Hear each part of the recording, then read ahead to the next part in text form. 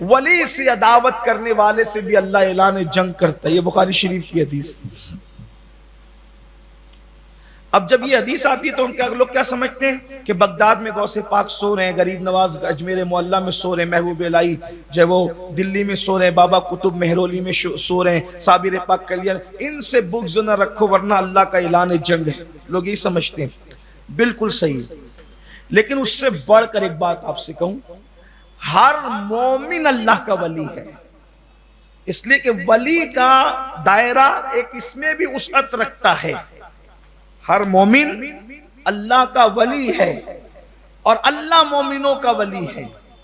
تو چونکہ کس مومن کو خدا نے اپنی دوستی کا تمغہ عطا کر دیا ہے یہ ہمیں نہیں پتا.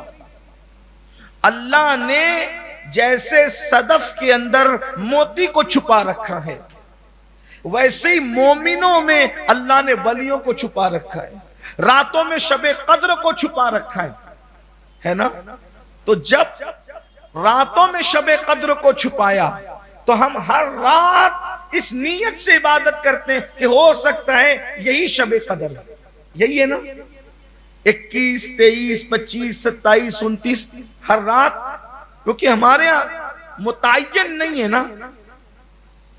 ہمارے یہ نہیں ہے کہ یہی ہوگی, کیونکہ احادیث کثرت کے ساتھ ہے. حالانکہ بعض لوگوں نے اس کا یہ کہہ دیا کہ فلاں کوئی ہوتی ہے اکثر, لیکن اکثر امت کا جمہور کا کہ اقوال اگر ملا لیں تو یہی ہے کہ یا اس دن ہے یا اس دن ہے یا اس دن ہے. اس لیے جو شب قدر کو پانا چاہتے ہیں وہ 21 کو بھی کرتے ہیں, 23 کو بھی کرتے ہیں, 25 کو بھی کرتے ہیں, 27 کو بھی کرتے ہیں, 29 کو بھی کرتے ہیں. اس سے بڑھ کے ایک بات کہوں, لیکن جو واقعی اللہ والے ہوتے ہیں وہ 21, 23, 25, 27, 29 تک محدود نہیں رہتے, بلکہ وہ لوگ ہر رات عبادت کرتے 365 راتیں. ہو سکتا ہے یہی ہو. واقعات اس پر, اقوال بھی اس پر. یعنی وہ لوگ اتنے حساس ہیں شب قدر کے معاملے میں.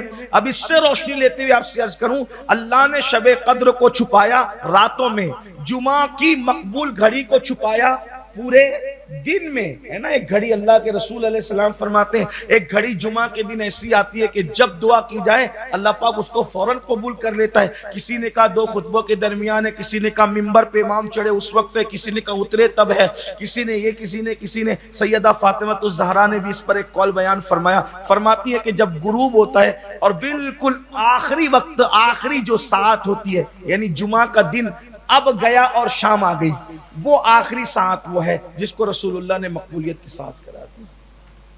لیکن بہرحال سب کے اقوال ہیں. تو اہل اللہ کیا کرتے ہیں, پورا دن ہی دعاؤں میں اور عبادت میں گزار دیتے ہیں. ہو سکتا ہے یہ تاکہ ہمیں مل جائے.